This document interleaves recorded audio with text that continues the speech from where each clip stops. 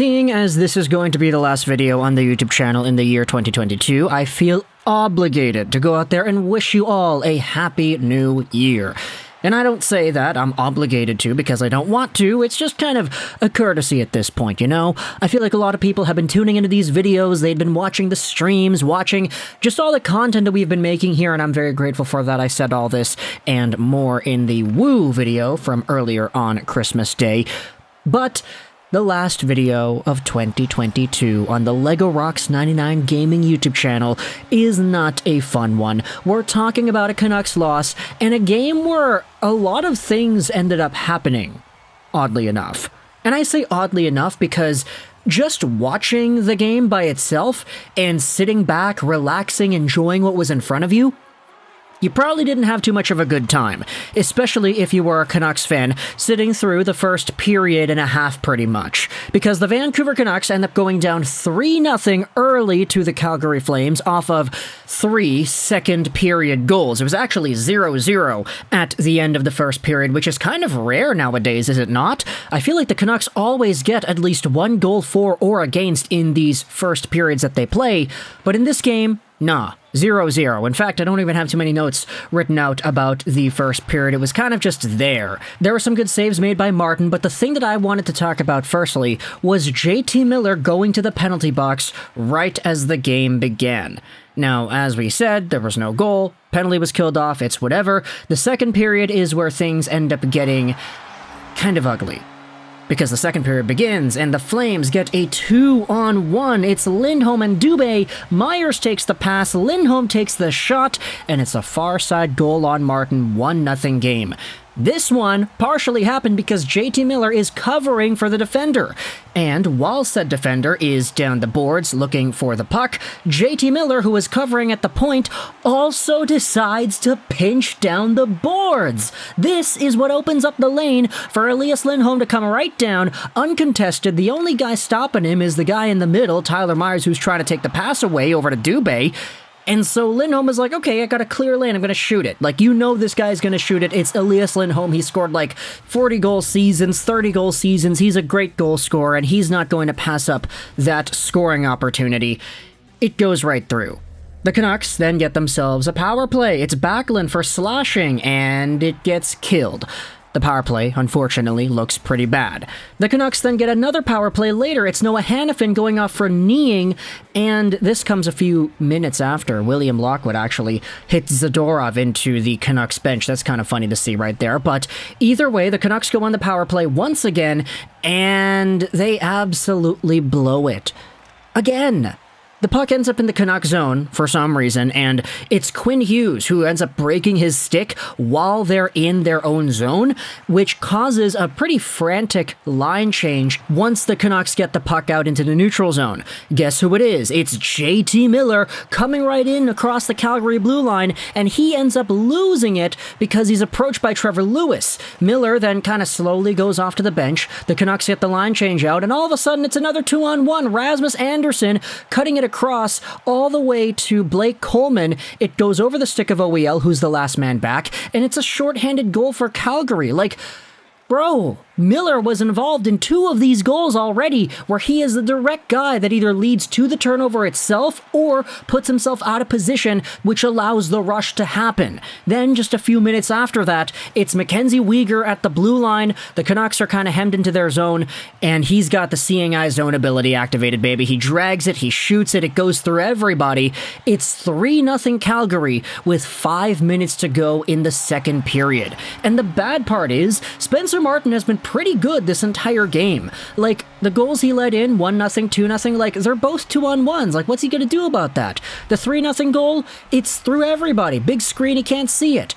Martin had some incredible saves, especially in the third period, and I definitely am believing a lot more in Spencer Martin now than I was, let's say, a month ago. The guy is just so solid at playing the game of hockey. However, I will say the Canucks did get some offense in this game. It actually comes a minute after the MacKenzie Weegar 3-0 goal. It's Sheldon Dries who throws the puck onto the side of the goal. Connor Garland comes out and fetches it, and he ends up, like, shoveling the puck over the net parallel to the goal line, and Dries kind of pops in on the open side and sort of scoops it into the open cage. It's a really weird, I'm going to say even fluky goal, but the Canucks end up bringing things within 2 with 4 minutes to go in the second period. The Canucks then went over to the penalty kill. It was Hughes who took down Toffoli. This was killed, and then the third period got underway. Spencer Martin, in the third period, was an absolute legend. He has an amazing cross-crease save early on in the frame, and then there was another shot after that went off of a stick and went high, and a little bit after that, it's Elias Pettersson who scores. He steals the puck down low, it goes over to the point, thrown out in front to Horvat. Markstrom is pinching really aggressively on Horvat, which allows Petey to take the loose puck and just put it right in the net. It's 3-2 Calgary with 15 minutes to go in the third period. The Sportsnet crew then put up a stat saying that the Canucks are tied for second most in the NHL in comeback wins, and the Flames simultaneously are tied for second most in the NHL in comeback losses. So it kind of felt like it was written in the stars that the Canucks would inevitably score a goal to tie the game and get things up 3-3. But instead we get 2 Blake Coleman grade A scoring chances, one of them shot wide, another one stopped by Martin. You then had yourselves a Dylan Dubé breakaway, which went off the post. Backlund had a prime look right at the hash marks after the Dubé breakaway, stopped by Spencer Martin as well. And then the Canucks sort of got things back, and towards the end of the third period, they had themselves a whole bunch of chances as well. Markstrom had to make some pretty good stops at the end, I'll admit that, with a really nice save on a centering shot made by Quinn Hughes after getting set up by Bo Horvat. The Canucks eventually pull the goalie, they get the empty net offensive zone draw, and they control it for a little bit, but then it gets fumbled away a little bit. JT Miller ends up giving the puck away a little bit, and I don't know what it is, man. This Canucks team seems to play their best hockey in the third period when they're down. It's like, in the second half of the game, that's when they actually start to score. You talk about playing 60-minute games, like, early on in the year, it was 15-minute games. They would play for the first 15 minutes of the game, go up 3-0, 2-0, whatever, and then they'd lose. Now it's like they're going down early, and they end up coming back and winning these. Like, all these games that are going to shootouts and overtimes, they find themselves clawing their way back into it, and this pattern has gone on for quite a while. Pettersson had a really good chance towards the end of the game. He threw it on goal and there was a scramble in front, but nobody could bury the puck in the basket. And eventually Jacob Markstrom hangs on.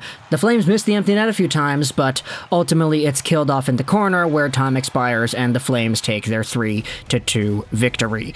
Spencer Martin played a lot better than a 3-2 game would indicate. The guy was an absolute showstopper. The team in front of him is not really able to get some offense done until the second half of the game. Not to mention the turnovers and everything by JT Miller. Everybody was talking about on Twitter JT's attitude, this and that. He's slowly skating to the bench. He's hitting his stick on the boards and everything. And it's like, okay, I know that happens. Like, hockey players do that. But for JT, it seems a lot more like a predominant part of how he plays the game and how he processes his emotions on the ice. It's definitely starting up more and more conversation on social media, especially with the contract that he was handed out in the summer.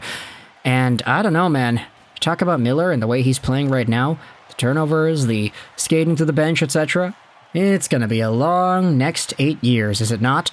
But either way, whatever happens, we're going to be here. I'm going to be making videos on it. Hopefully, you'll be here watching the videos as well. We have indeed grown since 2021, so I'm always very grateful to see the channel grow in the way that it has, and I'm always very appreciative of those who decide to spend their time watching this content, because I don't really think particularly it's all too good. It's just me talking and venting whatever it is that I feel about my favorite hockey team, because at this point, everybody is talking about JT Miller on Twitter, that I kind of have to insert the little thought into these videos. Like, how do I avoid that? Everybody's talking about Miller. It's wild, dude. Either way, thoughts in the comments about the Canucks blowing this one again, or not blowing this one. They never had the lead, but Spencer Martin was great. Elias Pettersson was good. I thought Garland had a good game. He looked very feisty out there, taking some hits and making some good plays. Sheldon Dries, of course, good on him for scoring the goal. I feel like Kuzmenko got a little unlucky with a lot of the chances that he had, because there were many shots, many opportunities in front that could have been very nice goals, but he just shot it wide, or the puck got lost in his skates or whatever. Wasn't the luckiest game in the world, but definitely wasn't the most well played either. Talk to the comments your thoughts about the Canucks against the Flames here tonight. I hope you enjoyed this video. Happy New Year, by the way, and bye.